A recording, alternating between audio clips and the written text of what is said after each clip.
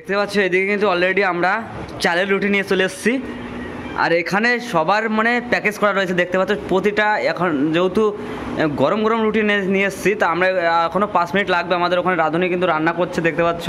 ওই জন্য এখানে কিন্তু ফ্যানের শুকাতে দিয়েছে, যাতে রুটিগুলো প্রবলেম না হয়, নষ্ট না হয়। অনেক গরম যেহেতু, তাই জন্য এরকম সব প্যাকেট করা রয়েছে।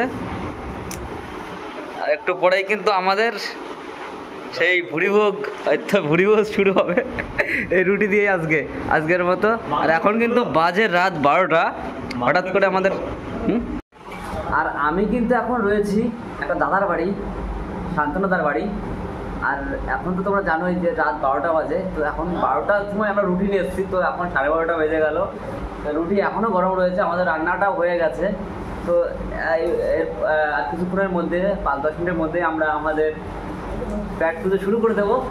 আর এদিকে কিন্তু দেখতে পাচ্ছ তোমাদের একটু দেখায় যে কে রান্না করছে। এটা দেখতে পাচ্ছ, এদিকে কিন্তু মানস স্যার রান্না করছে। ও আর এই তোমরা তো সবাই গ্যাসের রান্না খেয়েছো, আজকে দেখো আমরা কিন্তু উনুনে রান্না করছি। আর এখানে কিন্তু 7 কিলো মাংস রয়েছে। হ্যাঁ, তো 2 কিলো কিন্তু অলরেডি উঠিয়ে রেখেছি আমরা কষানির জন্য, ওটা আলাদাভাবে পার্সেল করা আছে, ওটা আলাদাভাবে খাবো। আর এটা হচ্ছে তোমার রান্না করা মাংস। হ্যাঁ, আর আমরা মানুষ তো অলরেডি 11 জন রয়েছি। এদিকে কিন্তু আমাদের ঠান্ডা ঠান্ডা জলের বোতল, আর ওইদিকে কিন্তু কড়াইতে মাংস। আর এদিকে কিন্তু দেখতে পাচ্ছ আকাশ ভাই কিন্তু বসে গেছে অলরেডি। আর একে সবাই কিন্তু এই প্লাস্টিকের পাতা নিয়ে এখনই বসে পড়বে, কারণ এই পাতাতে খেতে কিন্তু আলাদা একটা মজা। সবাই যেহেতু অনেক মানুষ আমরা খাবো, ওই জন্য। ওটা কি জিনিস, কিসের মাংসটা ভাই? কিসের মাংস এটা?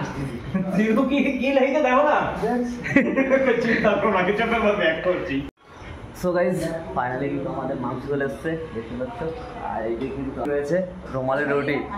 হ্যাঁ, আর এদিকে কিন্তু দেখতে পাচ্ছ দাদারা বা ভাই বসে আছে। আর আমি এদের পরে পুরো জমজমাট খাওয়া হবে আজকে। তো গাইজ ফাইনালি কিন্তু আমরা খেতে বসে গেছি।